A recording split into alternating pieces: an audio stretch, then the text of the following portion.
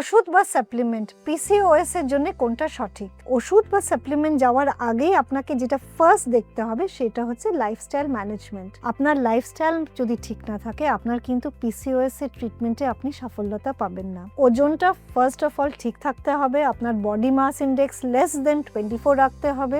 দ্বিতীয়ত regular exercise করতে হবে এভরিডে 30 মিনিটস করে। তারপরে আপনার হচ্ছে ডায়েটে আপনাদের কোনো ফ্যাটি ফুড খাওয়া চলবে না, জাঙ্ক ফুড বন্ধ করে দিতে হবে। সাথে সাথে যেটা বেশি মিষ্টি খাওয়া বা সুগার রিচ ফুডস এইগুলো সব বন্ধ করে দিতে হবে। আপনি এটা শুনে আশ্চর্য হবেন যে লাইফস্টাইল ম্যানেজমেন্ট করেই শুধু আপনি around 30% of year problem solve করতে পারবেন। তারপরে আসছে ওষুধ বা সাপ্লিমেন্টস জেনারেলি আমরা পিসিওএস এ দিয়ে থাকি, আপনাদের হরমোনাল ইমব্যালেন্স কারেক্ট করার জন্য হেল্প করে। আর ওষুধ বা ওভুলেশন মেডিসিনস যেগুলো থাকে আমরা ওনাদের দিই যারা পিসিওএস আছে, মাসিক অনিয়মিত আসছে আর আপনারা প্রেগনেন্ট হতে চান। সেখানে ওভুলেশন মেডিসিনস দিলে ডিম তৈরি হবে আর আপনার যে বন্ধ্যাত্ব সমস্যা পিসিওডির জন্য হচ্ছে সেইটা ঠিক হবে। তাহলে আপনি দেখছেন কোনোটাই এরকম না যে এইটা বেটার ওইটা বেটার। আপনার লাইফস্টাইল প্লাস আপনার সাপ্লিমেন্টস অ্যান্ড মেডিসিনস এই তিনটা জিনিসই আপনাকে একই সাথে নিতে হবে।